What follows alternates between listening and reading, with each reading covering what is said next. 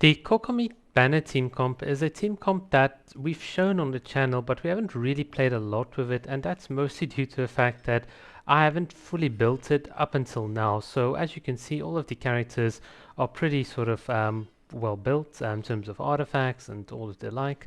You can see here I've got the Cheeto. This is just from the standard banner, which any F2P player can honestly get. But I do think all the units are shaping up to be relatively okay from an F2P perspective and so on. Obviously here's Kokomi, and I swapped out her weapon for a Refinement 2 prototype Amber, so hopefully this will be as relatable as it can be, since I cannot find any more catalyst billets and so on. There's obviously Constellation and the talents. Yes, Kokomi has had 2 reruns. A lot of F2P players are rocking a C2 Raiden, so for me, the fact that, well, after a second rerun you've got an extra Constellation, it should be okay. And then obviously Xingqiu being Xingqiu, Sacrificial Sword, and the work. So this is something that I could imagine an AR 58 plus sort of player would have on their account. So let's just sort of see what we can do. The whole idea and goal here is whatever time we've taken on the first half is going to be the time that has to be left over on the second half. So I actually timed it really carefully, and you'll see it sort of in this run. So we're going to try and go for a combined 9-star clear on this account. Now this isn't really the best metric, because in practice what will happen is you'll have another team on the other half, so that other team can also influence the clear times. But I thought, well, the best way to sort of showcase this team is to sort of tell you that they've got enough potential to clear the entire Spiral Abyss with 9 stars. We've used them on the first or the second half, and I think, yeah, as such, it is a viable, certainly not meta, but definitely a viable team to use. So that's the entire thinking behind it. So how does this team sort of really function? It's a very AoE heavy sort of team, and it's a team that you need to be very careful in terms of how you play and how you battery. So the biggest pain points here is obviously Beidou, requiring a lot of energy recharge. Kokomi and Xingqiu can just complement each other really well, and the combined damage reduction between Beidou and Xingqiu combined with Kokomi's healing pretty much makes everyone in this team immortal. And you can also, thank you, Ikari. And you can also see here that the Ocean Youth Clam set is hitting for about 36k in the background. So this is the power of a superconduct and so forth. Here is the second half of the first floor. You can see I sort of more or less got the same times counting down. This will be a very easy floor, so we're just going to repeat what we did in the first half and just sort of smack the enemy. And look at what the Ocean Youth Clam damage is doing. It's doing 30,000 against a Ruin Guard, enemies that are supposed to have high resistance to physical damage. So that is really the power of using this team properly. You can hit so hard and get that extra like damage uplift from Kokomi, and this is just like what's so amazing about it. It really works with all of these elements. Look there, another 30,000. And what are we going to do now is we're just going to slow down slightly, because we've got more than a minute on the clock.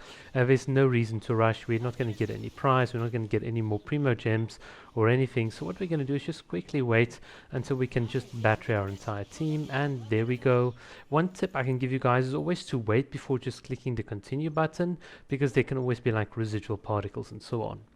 This floor is arguably the toughest floor to use, so we want to try and proc the Favonius on Rosario. We couldn't do it, so the next thing that we want to do is just try and clump up all of these enemies, and then what we want to try and do is freeze them and then break as many shields or like cryo shields in an AoE. So you can see I'm just sort of keeping the enemies close by, freezing them. There we go. And here's Beidou just smacking a lot of them. You can see here we're doing a ton of damage, and now we can just sort of very quickly clean up. This is where Beidou is absolutely in her element, because having 2 or more enemies is exactly what Beidou sort of excels at. We're just going to quickly pop down little jellyfish right here, because what we want to do is freeze that enemy that's going to come in the end, quickly break parry with Beidou, Xingqiu this before Xingqiu gets frozen, and there we go. We almost have our Beidou elemental burst, and you can see we're just slapping the enemy, we're just breaking those cryo shields, and here we go. We're going to now use Kokomi, and it's just going to be a bit of a sort of cleanup. The enemy can't do anything. The combined damage reduction, shield, and everything, health, it just makes us unkillable. And this is just now a case of reducing the enemy's health, so we've got to be a bit careful on how we sort of play and battery ourselves, because we also need it for the third floor. And now you can see we're just going to sort of clean up with Kokomi. This will be very, very easy. Once again, that Ocean Ute Clam just providing that extra bit of 32k damage. Absolutely awesome. The time here, instead of being 8:36, is 8:34, so there's a second or two that we've lost. That's just me mistiming on the other team. But this is just going to be the usual. Xingqiu, just quickly get some energy, Beidou, and then Kokomi, and we will start shredding him very, very quickly. Once you can get this combo off, it is the maximum damage that you can do. And look at it, Ocean Ute Clam said damage. It's just so hard. As you guys see that, that's about 38k. Absolutely crazy, 34k. It's really, really powerful. Here's where Maguu Kenki becomes a bit more difficult, and this is due to the invulnerability frame. And you can see my ping for some reason is very, very high, so I caught the shift or the beta parry a bit late, but that's whatever. And now we're just going to sort of try and take him down. Again, what I've said in the beginning, Beidou being the biggest weakness in this team, due to the fact that you can't get her elemental burst up as often as you want, but that is something that we could just fix with a bit of additional energy recharge. So yeah, now we're just going to sort of hit the enemy, smack him, smack him, smack him. It's not going to be the end of the world. There's Beidou, we almost have Beidou online. Xingqiu is going to be there, quickly get him on. And Kokomi is almost ready. I actually forgot to swap to Kokomi. If I had swapped to Kokomi, we would have had our elemental burst and we could have finished Maguu Kenki a bit earlier. But mistakes were made. It really, really doesn't matter. And there we go. Can we do this in 10 seconds? Technically we had about an extra 2 seconds left and so on, but hey, it really, really doesn't matter. It makes for good TV. And there we go, 7:02. So we had about 4 seconds left. It's whatever. Depending on how you play, you could do it faster and so on. And here is floor 3 or chamber 3, floor 12 first half. It is the easiest of all the chambers. There's really not much to say here. We're just going to quickly dodge, or not. And we're just going to wait for everyone to have the elemental burst online. So there's Kokomi, Xingqiu, and everyone. And it's just a simple cleanup. There's nothing spectacular. We're going to try and do this in about 9:30. And that'll give us more than enough time for the big Lego. So we're just going to sort of get this over with. Yeah, nothing much to say. And just one quick Xingqiu slap. And there we go. So here is the big boss. Will we get enough energy? Will we have enough energy? So we're not starting with a lot of energy, but it doesn't really matter. So there's everyone. We're going to quickly get Xingqiu on board, get Kokomi, and I'm just going to smack the little Lego, try and reduce as much of his health as possible. And you guys can see it's already like 30 seconds and we haven't really put in a lot of work, but that's just because we didn't have our elemental burst ready. But now that the battle is going on, it should be very quick and clear. Here is again Rosaria. Let's see if we can just use Kokomi, save up that Rosaria elemental burst, because that's going to be so important to freeze the enemies.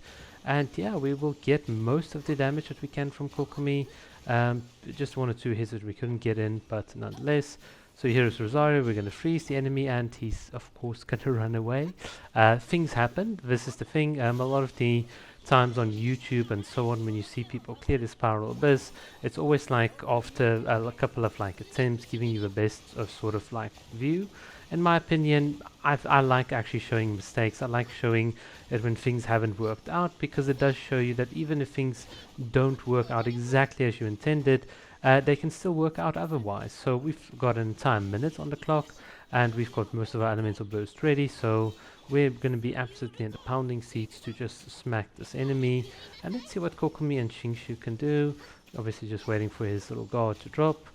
You can see we're not doing a bad amount of damage. I mean, Kokomi is doing about 10k, Xingqiu 8k. Obviously his resistances is now back up, but nonetheless it's a very small portion of his health, like less than a quarter.